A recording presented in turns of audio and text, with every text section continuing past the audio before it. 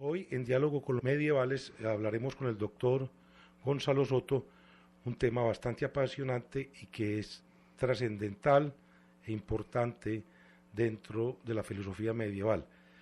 Doctor Gonzalo, se trata de ubicar a Platón dentro de la tradición medieval.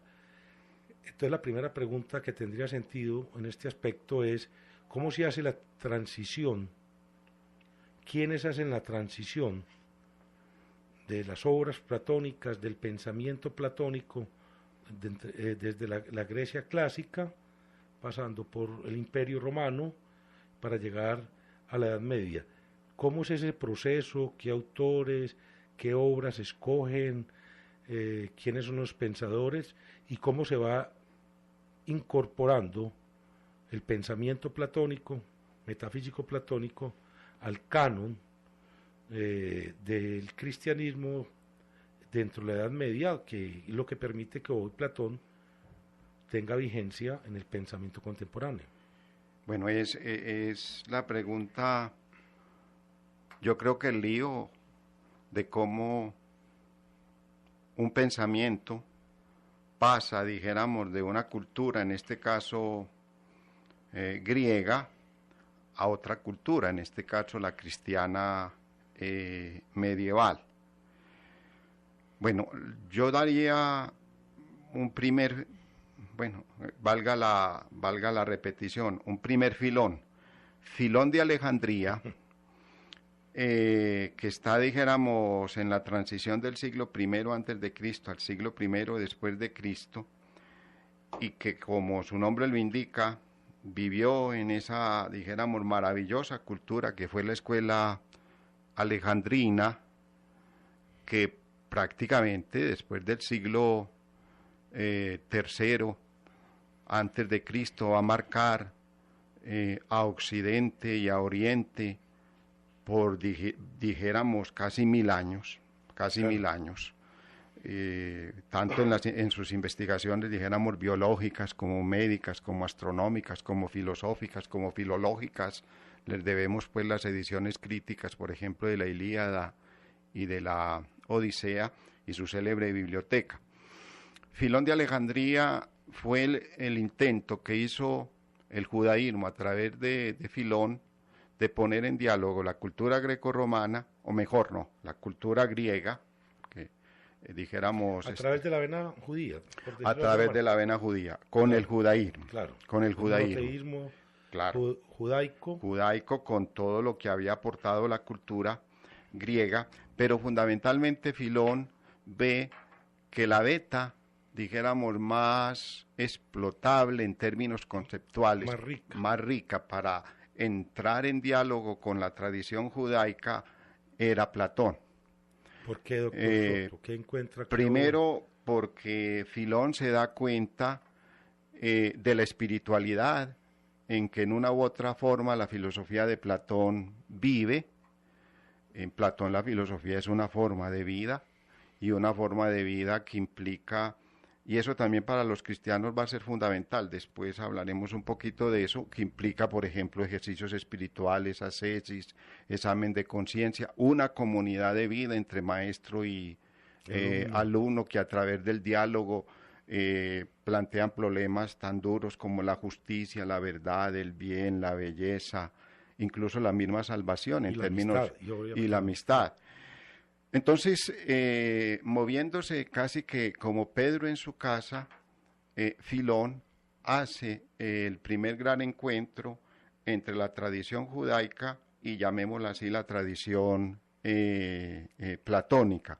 Y de la escuela alejandrina había aprendido que los mitos no pueden leerse literalmente. O sea, usted no le puede preguntar a un mito si tiene sentido en términos de lo que narra fácticamente, que Bóreas raptó a la ninfa tal cerca del Iliso, como comienza el Fedro. No, el mito es una alegoría y por lo tanto hay que leerlo místicamente. Y hermenéuticamente. Y hermenéuticamente. Entonces, yo creo que eso de Alejandría y sobre todo la espiritualidad platónica hace que Filón de Alejandría una, si se puede decir así, dos culturas, la griega, vía Platón, vía Alejandría, y la judaica, y la producción de Filón de Alejandría va a ser muy conocida por el segundo momento del platonismo, que son los llamados padres de la Iglesia. La expresión padres de la Iglesia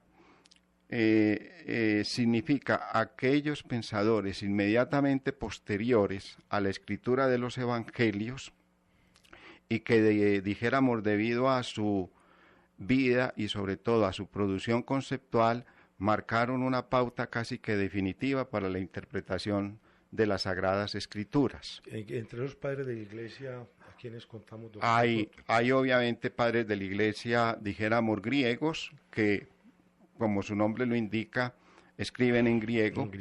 Y hay padres de la Iglesia latinos, que como su nombre lo indica, escriben en latín. Dentro de los padres griegos hay, a mi manera de ver, por parte de Alejandría, Clemente de Alejandría, que fue obispo, que yo no recuerdo si fue obispo, no recuerdo la vida de Clemente, pero lo cierto del caso es que Clemente de Alejandría ha sido formado en la cultura griega, conoce muy bien la cultura griega, sus estrómata, pues incluso se deja así, es su obra fundamental, aunque tiene un texto muy bello, el Paidagogos. Podríamos decir que estas son las obras platónicas de... Este es un primer encuentro entre el platonismo y el cristianismo. Clemente Alejandrino en las estrómata, que podríamos decir literalmente colcha de retazos. Claro. Es una, dijéramos, acumulación, muchas de las citas de los que hoy llamamos presocráticos y muchas de las citas de otros pensadores griegos que no nos llegaron ni vía el liceo, ni vía la academia, ni vía la estoa, ni vía la escuela de Alejandría, a pesar de su enorme biblioteca, se las debemos a Clemente Alejandrino, de modo que era un cristiano que recogía epígrafes, por decirlo, que recogía textos y tradición oral también. Y obviamente tradición oral, porque es que lo importante en Clemente de Alejandría es que de la filosofía griega recoge sobre todo a Platón por dos elementos. Primero, porque Platón había hecho de la filosofía una forma de vida en términos de comunidad para efectos de, a través del diálogo y con la amistad comunitaria, entrar como filósofos a vivir de una manera, y obviamente esa vida se reflejaba también en una producción de conceptos, o sea, en un discurso filosófico.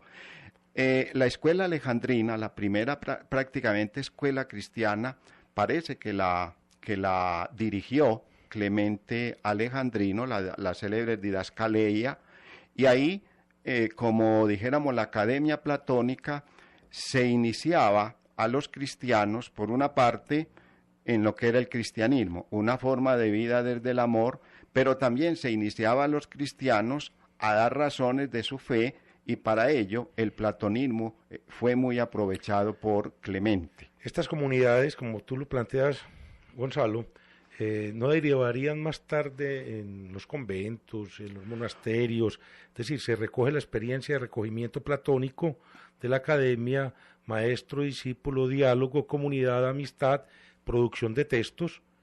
Eso iría más tarde a traducirse en toda la experiencia monástica. Es decir, yo creo que la forma de vida de la academia es un primer ejemplo. Es un primer ejemplo de lo que mutatis mutandis después serán las escuelas cristianas y serán los monasterios cristianos.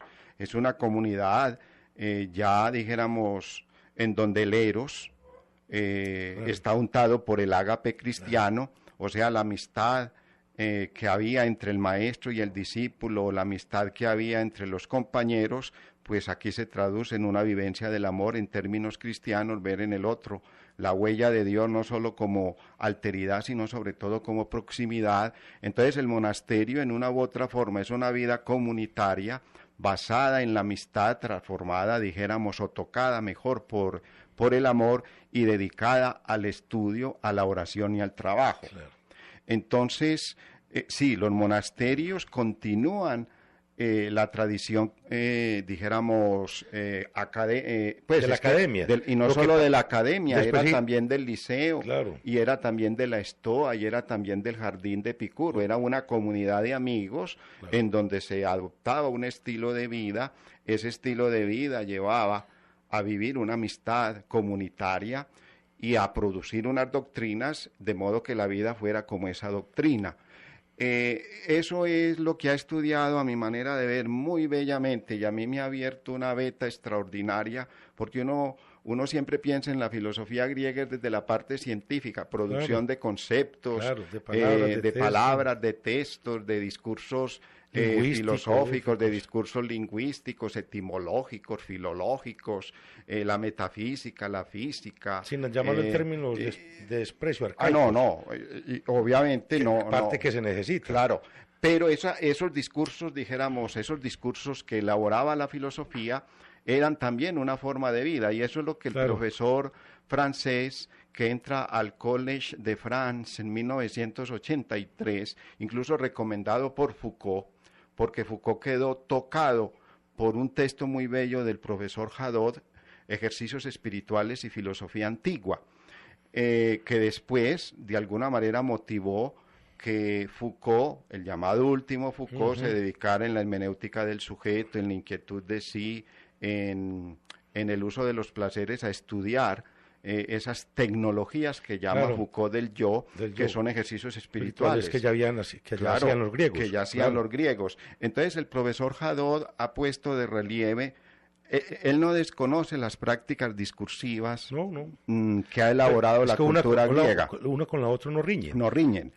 Pero dice, desafortunadamente, la interpretación que nosotros siempre hemos dado de los griegos es su saber teórico, pero nunca nos hemos preocupado de cómo en Grecia, vía presocrática, pues lo que hoy llamamos presocráticos, o por ejemplo la Academia de Platón, incluso el Liceo Aristotélico, después las escuelas helenísticas, cínicos, escépticos y sobre todo estoicos y epicúreos, la filosofía era una forma de vida.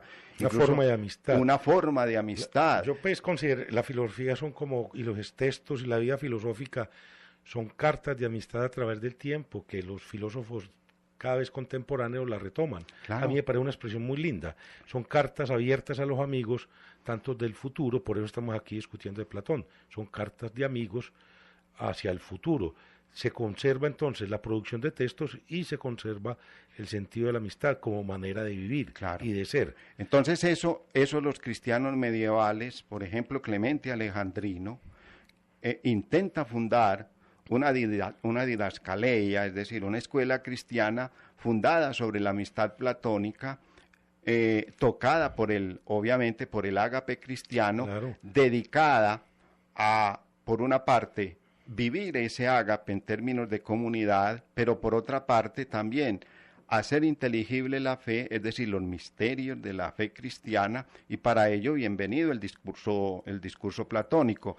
Es que el discurso platónico, por lo que anotábamos con Filón, es un discurso tocado también por la espiritualidad. Recordemos, claro, los mitos escatológicos, recordemos los mitos sobre la reencarnación, la preexistencia de las almas, el más allá, ese bello texto que es el Fedón, todavía impactante. Ese sería el texto más sabe que más concreto por lo que yo he leído de Clemente tenía una cultura filosófica inmensa. Y nos citaba. Y citaba a Platón, sí, citaba a Aristóteles, mucho.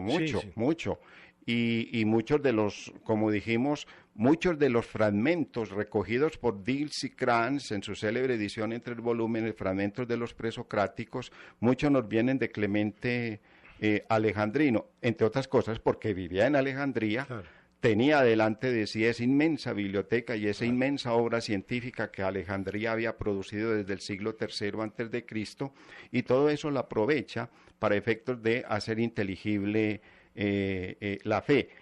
El otro gran padre de la Iglesia es Orígenes. Claro. Orígenes es una enciclopedia. De parte Clemente griega, y Orígenes. De parte griega, yo creo que Clemente y Orígenes, y dijéramos, bueno, la palabra es muy fea, yo le iba a decir, explotaron el platonismo para efectos de hacer la vida cristiana inteligible en términos conceptuales, pero también hacer de la vida cristiana un ejercicio, como ya Platón lo había planteado, de amistad a la sabiduría, solo que aquí la sabiduría es Dios, entonces filosofar es amar a Dios. Claro. Dijéramos, entre comillas, la resemantización que de la espiritualidad platónica hace este gran pensador que es Orígenes.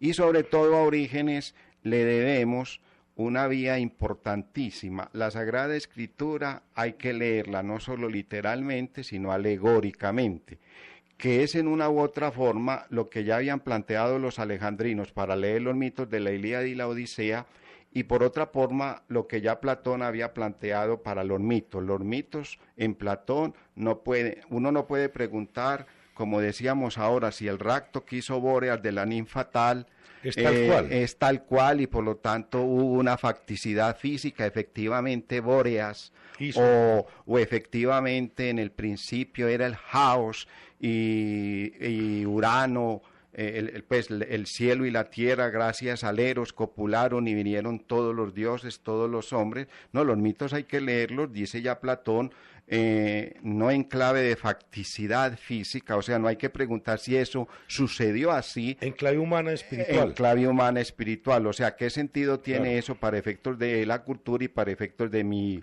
existencia, de mi formación?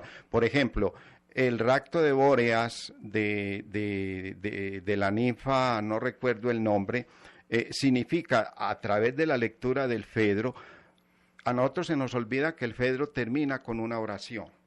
Nosotros, vía ilustrada, siempre pensamos que el filósofo griego no ora, que el filósofo griego no hacía oración, que el filósofo griego no hacía plegarias. Sí, como parece, para decirlo en términos generales, como abandonado de toda espiritualidad y de toda trascendencia. Y de toda trascendencia. Y resulta que el Fedro termina con una oración a Pan.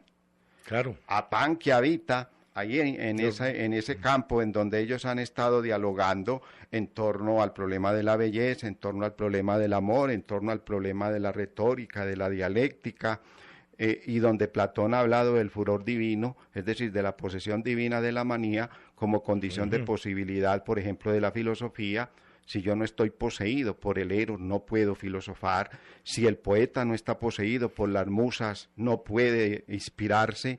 Si usted no está poseído por Apolo, no puede producir oráculos. Y si usted no está poseído por Dionisos, no puede habitar el mundo festivamente. Entonces, el Fedro termina con la bella oración de Platón. Entonces, en Platón, la filosofía no, dijéramos, rompe con la plegaria. Uno tiene la idea muy de los ilustrados que la filosofía en Grecia como ejercicio científico nada tenía que ver con la plegaria, con la oración, porque el filósofo griego es un hombre dedicado a cuestiones naturales, éticas, políticas, pero que nada tiene que ver con la oración, como sin alma, sin espiritualidad. Y resulta que el Fedro termina con la célebre oración de Sócrates. Sócrates le dice a Fedro, bueno, Fedro, hemos ya terminado el diálogo, hagamos una oración a los dioses. Entonces ruega a Pan y ruega 4 cosas que para un cristiano pues son fundamentales. La primera plegaria que le dirige Platón al final del Fedro es: danos los bienes necesarios para vivir, o sea, los bienes exteriores, claro, el manejo de la riqueza, claro. Pues la necesidad material de la que ha dispuesto claro, la naturaleza y todo las técnicas humanas, sin bienvenidas, más allá. Eso, sí, con lo necesario, que en una u otra forma se interpretan los padres de la Iglesia el danos hoy nuestro pan de cada día, es decir, danos lo necesario, la salud, los bienes exteriores, lo necesario para vivir. Segundo, danos los bienes interiores, o sea, hagamos de la vida una obra de arte practicando la virtud. Entonces los bienes interiores son las aretai, son las virtudes. Obviamente que sin excluir lo uno y lo otro. Lo interior y lo exterior. Lo interior y lo exterior. Oye, se necesita la armonía entre los dos, porque ¿cuál virtud alcanzas tú si no la pones en práctica con el otro, que es exterior a uno? Incluso en términos del manejo de los bienes materiales. Claro. También la responsabilidad que podríamos decir con el manejo del el medio ambiente, el trato a los animales, el trato a la naturaleza, con respeto. Claro. Eso sería como una buena consigna para los ecologistas. Y por eso, pues, esas cosas de la... lo que sí sabemos hoy es que Platón estuvo en contacto con los círculos órfico-pitagóricos. Y en los círculos órfico-pitagóricos la filosofía, además de ser una excelente especulación matemática, fueron astrónomos, fueron geómetras, fueron matemáticos duros y pesados. Herméticos bastante para la lectura. En ese contexto, era también una ascesis, porque estudiar matemáticas era en una u otra forma volverlo sensible e inteligible. Bueno, tercer momento de la oración de Platón. Esto es de Platón, esto no es de Clemente Alejandrino ni de San Agustín. Ni de Orígenes. Ni de Orígenes, esto es de Platón al final del Fedro. Le ha pedido a Pan, primero, lo necesario para vivir en términos de exterioridad. Segundo, la virtud en términos de interioridad. Tercero, la sabiduría como punto de referencia de la vida filosófica. Incluso pone la metáfora, tantas veces puesta por Platón, de que la sabiduría es para el filósofo como el oro, para efectos de la riqueza. Entonces, la mayor riqueza que un filósofo puede tener es la sabiduría. Pero claro, viene ahí una intertextualidad con el banquete. En el banquete, Platón había dicho que la filosofía estaba a mitad de camino entre la sabiduría de los dioses, plena y absoluta, y la ignorancia de las bestias. Entonces el filósofo está a mitad de camino. Oscilando. Entendiendo. Entre la sabiduría plena de los dioses. Entre la arriba y el abajo. Entre la arriba y el abajo. Por eso Eros también viene definido en el banquete, por lo que dijimos ahora, como un intermediario entre los hombres y los dioses. Y por eso el mito dice que Eros nace cuando nace Afrodita, están celebrando el banquete de Afrodita, es un mito bellísimo del banquete, y entonces Penia, la pobreza, llega como a ver qué le queda, los restos del banquete. Y encuentra que Poros, la abundancia, la riqueza, el tirado para adelante, debido a que ha bebido demasiado néctar, está dormido, borracho, copula con él. Entonces, en el día en que nace Afrodita, nace Eros, como dijéramos, un paso intermedio entre la abundancia y la pobreza. Entonces, Eros es carencia, pero Eros es abundancia. Eso es lo que le da carácter de mediadora. Eros es el que le da carácter, porque ni arriba ni abajo. Pero sí medio entre el arriba y el abajo. Claro, es un intermediario. Y por eso dice la tercera plegaria, es esa, danos la sabiduría. Claro. Y la sabiduría que hay que buscarla. Claro, hay que buscarla porque no la tenemos como los dioses. Tampoco somos ignorantes como las bestias. Ahora, en la crítica de Platón hay una cosa también muy importante que van a tener en cuenta también los cristianos. Es que hay ignorantes que no se dan cuenta que son ignorantes. Que es la peor ignorancia. Que es la peor ignorancia. Porque viene la soberbia. Exacto. Y es lo que de alguna manera puede ser que la crítica de Platón hoy la despreciemos en términos, dijéramos, de su lectura peyorativa de los sofistas, pero para Platón el paradigma del ignorante que no se da cuenta de la ignorancia es el sofista. Claro. Entonces, siempre los diálogos de Platón ponen entre comillas, en ridículo al sofista que dice saber qué es la justicia, qué es la belleza, qué es el amor, qué es el bien, qué es la verdad, y resulta que no sabe absolutamente de eso, de lo que está hablando, pero construye unos discursos en términos retóricos como el de Lisias, por ejemplo, en el Fedro, magníficos, con proemio, con contrariedades, con argumentos y con final. En ese contexto, la tercera petición es, danos la sabiduría. Y la cuarta es que esa sabiduría siempre la busque, porque claro, como hemos dicho que es carencia y es abundancia, que está a mitad de camino entre los dioses y los animales, entonces yo no puedo ser plenamente sabio, pero tampoco puedo ser plenamente ignorante. Claro. Entonces, la cuarta petición es muy bonita, y que busquemos la sabiduría de acuerdo a nuestra condición humana. La expresión, yo no recuerdo si la traducción de Gredos o la traducción de Aguilar es temperancia. O sea, hasta claro, en la búsqueda de la sabiduría hay claro, que ser temperantes, hay que evitar lo que los griegos llamaban la ibris, pues el orgullo, la soberbia, la desmesura. claro. Para Platón, el sabio que se las sabe todas es ignorante, Claro, es ignorante. claro. Está habitando el mundo desde la ibris y no desde el término de la moderación. Esas Y no cuatro- permitiría el diálogo. y no permitiría el diálogo. porque claro, es que va a dialogar, ni la Entonces, duda. fijémonos, un Orígenes, leyendo el Fedro de Platón, Eso. está encontrando que la filosofía es un ejercicio de la amistad, que la filosofía es un ejercicio de comunidad, que la filosofía es un diálogo y que la filosofía es espiritualmente valiosa. Y es espiritualmente valiosa no solo porque es una forma de vida, sino porque también permite la plegaria. Y oigan las 4 plegarias. Fíjense que el cristiano... Orígenes, perdón, doctor Soto, Orígenes retoma esta última parte del discurso platónico.